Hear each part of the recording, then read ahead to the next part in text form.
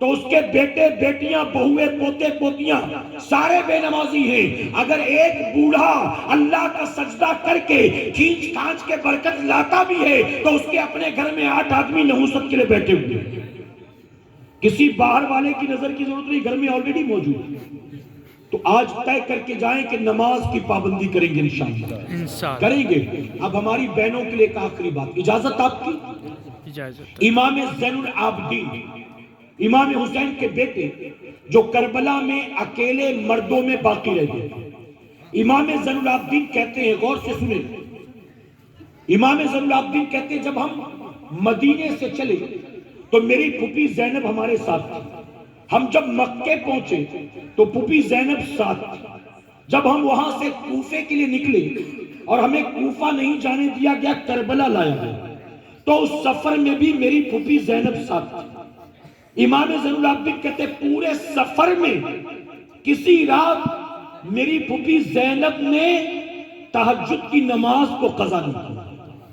پورے سفر میں ہر رات میں نے دیکھا میری پھوپھی تہجد پڑھ رہی. کہتے ہم کربلا میں آئے، 7 تاریخ سے پانی بند ہوا، 7 کو 8 کو 9 کو 10 کو پانی بند، لیکن پھوپھی زینب اب بھی راتوں کو اٹھ کر تہجد کی نماز ادا کر رہی. نہ پینے کو پانی، نہ وضو کو پانی، نہ غسل کو پانی، تہجد پھر بھی ادا کر رہی. امام زین العابدین کہتے میں حیران، 10 محرم کے دن صبح سے جنگ جاری ہوئی، ظہر تک ہمارے سارے اپنوں کو شہید کر دیا گیا. مغرب کے بعد جب 11ویں شب آئی، محرم کی 11ویں رات، امام زین العابدین کہتے یہ وہ رات تھی جس رات ہمارے خیمے کے آس پاس ہمارے اپنوں کی لاشیں بکھری ہوئی تھی. کسی کا سر تن سے جدا تھا، کسی کے ہاتھ تن سے جدا تھے، کسی کے پیر تن سے جدا تھے، کسی کے جسم کے کئی ٹکڑے کر دیے گئے تھے، کسی کا جسم تیروں سے چھلنی تھا، کسی کا جسم جو تھا گھوڑوں سے روندا گیا تھا. کہتے ان 72 لاشوں میں میری پھوپھی زینب کا بھائی بھی تھا، ان کے بھانجے بھی تھے، ان کے بھتیجے بھی تھے، یہاں تک کہ ان کے اپنے 2 بیٹے اور محمد بھی تھے. 11ویں رات آتی ہے، ہمارے خیمے کے آس پاس ہمارے اپنوں کی لاشیں بکھری تھی، اور کہتے میں دیکھ کر حیران تھا. اس رات بھی اٹھ کر میری پھوپھی زینب نے تہجد کی نماز کو ادا کیا. سبحان اللہ. ارے اپنوں کی لاشوں کے سامنے بھی وہ اللہ کا سجدہ نہ چھوڑیں. ذرا سوچیں جن کی تہجد قضا نہ ہو انہوں نے کبھی فرض چھوڑا ہوگا؟ ہمارے گھر کی عورتوں کا حال کیا ہے؟ نہ عید کی نماز ان پر، نہ بقرہ عید کی نماز ان پر، نہ جمعہ کی نماز ان کے لیے، نہ نماز جنازہ ان کے لیے.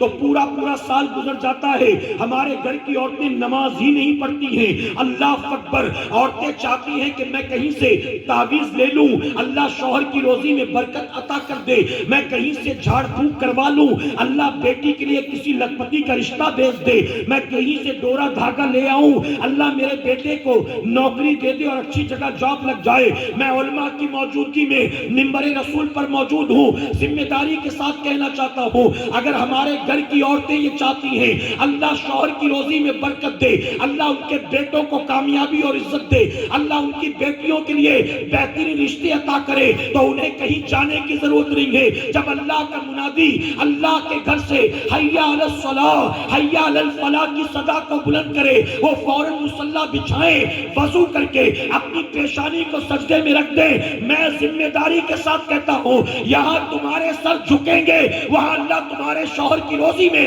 غیب سے برکت عطا فرمائے گا.